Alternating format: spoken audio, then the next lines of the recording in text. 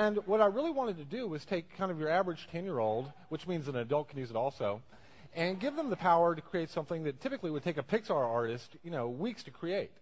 And this is all done through the intelligence of the tools, and really, I think this is a long-term trend in computers, is the fact that computers are going to enable people to do more and more creative things with less and less effort, and therefore they have much more ownership over this thing. And so really, this is an aspect of storytelling, because what people do in these games is they will take this creature out, and they'll actually drive it around in the game and have to, eat, survive, eventually mate to get back into this editor and design the next generation of this thing. And in doing so, they're basically creating a story. And typically what games have done up to now is they've kind of put you in the role of a protagonist. Here's who you are. Here's the backstory. Here's how you save the princess. And so basically you're Luke Skywalker or Frodo Baggins. But in something like this, what I really want to do is put the player more in the role of J.R. Tolkien or George Lucas, where in some sense, as they play the game, they end up creating every aspect of the game, of the creatures, of the characters, of the environments. I'm going to pop out of this real quickly and show you one of the last phases of the game here, which is there's a whole lot of the game that I'm just kind of skipping over right now. But basically what happens is you actually evolve your creature through many, many generations. You get to buy more parts, add it to it. You might become a carnivore. You might become a peaceful herbivore, social pack animal, whatever. Eventually you actually kind of go through, these are some of the other creatures that were designed by other players, as a matter of fact. Now, as you're playing this game, let's say you're a creature living in this little environment, competing with other creatures. The other creatures that you're competing with are actually coming from other players automatically. So as you play the game is actually building a model of the player, and it's populating your world with things that it thinks are appropriate for your world, but they were made by other players. So the process of playing the game, you're making a lot of stuff, a lot of content, but it's also stuff that's being automatically downloaded to other players' games. So every time you play the game, you're encountering the creativity of other players as well. So it's a shared universe that players are building as they play the game. Now, this is much later in the game. Eventually, you kind of go through tribe, civilization, all the way out into space. And so this is one of the later phases of the game where now we have high technology. We actually have this little UFO thing. Up to now, we've been playing the entire game on the surface of this one planet. This is where we've evolved. This is basically our home planet here.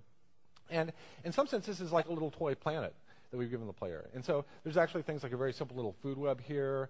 There's a simple climate. We can actually kind of leave this world. We can bring things with us, biological samples, and go out and start exploring other worlds here. So as I pull away here, this is our home solar system. We see some comets, some other planets. Let me do a little cheat here really quick.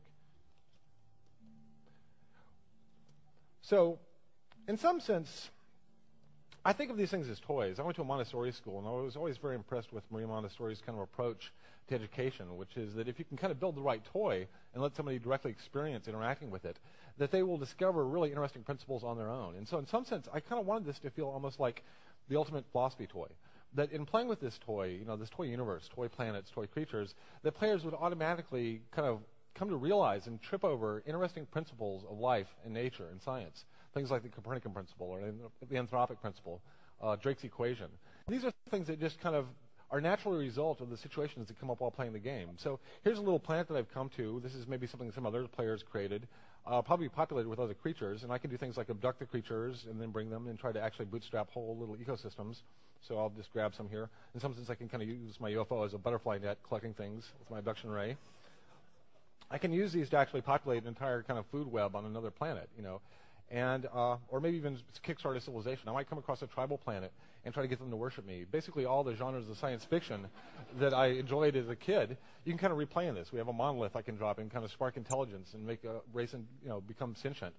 I can play War of the Worlds. I can become basically build a federation. I can also just kind of play with the toy planet and understand kind of long-term principles. One of the things about these toys that are interesting to me is the fact that I think a lot of the things that we're screwing up the planet with now are a result of the fact that we don't have long-term intuition. We basically have short-term intuition over the space of a few years or maybe a human lifespan, but we have very badly calibrated instincts over millennia and centuries. And so with something like a game, we can actually fast-forward all these processes. One of the things I can do here is I can actually kind of start playing with the planet climate. So here I'm going to start injecting some greenhouse gases, and over time we'll actually start seeing things like extinctions and ocean levels rising. I could actually melt the planet if I wanted to. In fact, one of the things I'm trying to do in the game is actually terraform planets and stabilize the biosphere. But basically the idea that I can give somebody, some kid or an adult, a toy planet, have them kind of experiment with it by kind of playing with it like a